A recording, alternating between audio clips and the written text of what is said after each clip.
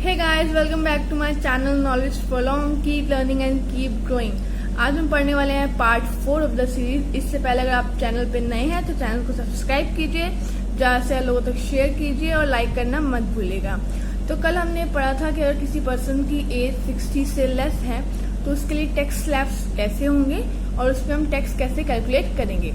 अब जो हमारे 60 to 80 और 80 प्लस एज ग्रुप वाले पर्सन हैं उन्हें टैक्स स्लैब्स में कुछ ज़्यादा छूट मिलती है लोअर एज ग्रुप वाले से कंपैरिजन में।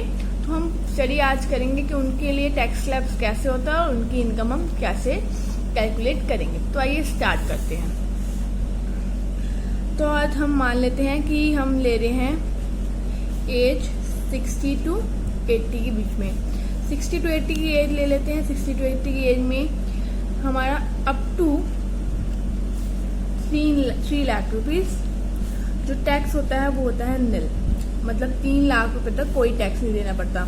जबकि हम बात करें 60 से लेस वालों के लिए तो उन्हें 2.5 लाख तक की लिमिट थी। नेक्स्ट पढ़ते हैं 3 लाख to 5 लाख। 3 लाख to 5 लाख पे देना पड़ता है 5%। 5 लाख to 10 लाख पे 20% और अबव 10 लाख पे देना पड़ता है इन्हें 30%। तो ये स्लैब रेट्स हमारे हो गए 60 to 80 ग्रुप के लिए। अब देखते हैं 80 प्लस के लिए क्या टैक्स रेट्स होते हैं। एज जिनकी 80 प्लस है तो उनके लिए हमारा क्राइटेरिया आता है 5 लाख तक निल, 5 लाख तक कोई टैक्स नहीं देना पड़ेगा उन्हें। 5 लाख टू 10 लाख तक 20% सेम है। आगे 10 लाख अबव तक इन्हें देना पड़ेगा 30%। तो ये उनके स्लैब रेट्स हैं। 80 प्लस अगर आपकी एज होती है तो आपको 5 लाख तक कोई भी टैक्स देना नहीं पड़ता। अगर आप इनकम अर्न कर रहे हैं 5 लाख तो आपको कोई टैक्स देना पड़ेगा नहीं, बिल्कुल भी नहीं देना पड़ेगा। तो मान लीजिए कल हमने क्वेश्चन करा था, उसमें हमने एक लिया था इनकम हमारी 10 लाख। तो आज भी हम इनकम ले लेते हैं कि हम 10 लाख रुपीज अर्न कर रहे हैं। तो हम चेक करते हैं हमें उस पर अगर हमारी एज 60 to 80 के बीच में आती है तो हमें उस पर कितना टैक्स देना पड़ेगा। तो स्टार्ट करते हैं। अप टू क्वेश्चन बिल्कुल कल की तरह ही होगा, बस टैक्स स्लैब रेट्स चेंज हो गए हैं। सॉल्व हमने बिल्कुल वैसे ही करना है।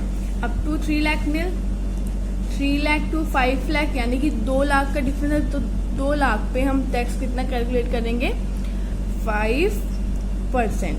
तो 5 जो 10 यानी कि 10,000 आ गया। और बाकी रेस्ट 5 लाख जो हमारे होंगे उस पर कितना @20%। तो 5 टू 10 यानी कि 1 लाख रुपीज।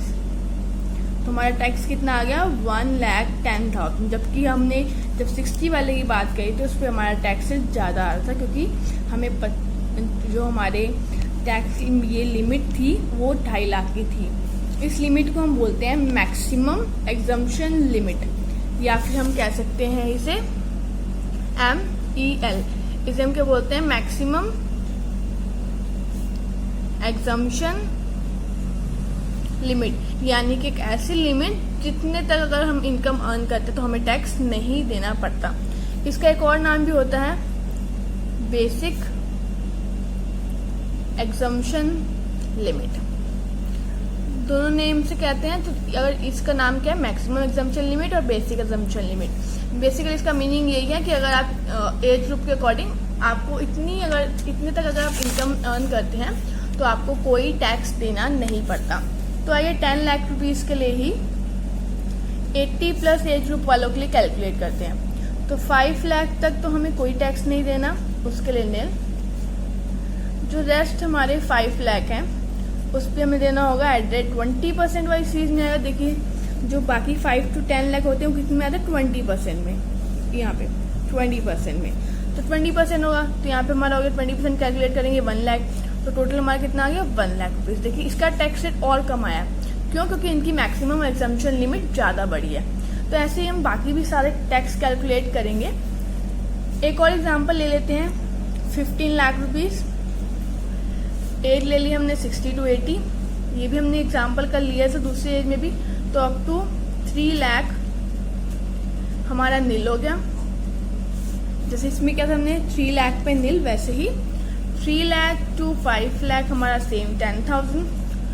फिर नेक्स्ट 5 लाख पे हमारा आ गया 1 लाख सेम।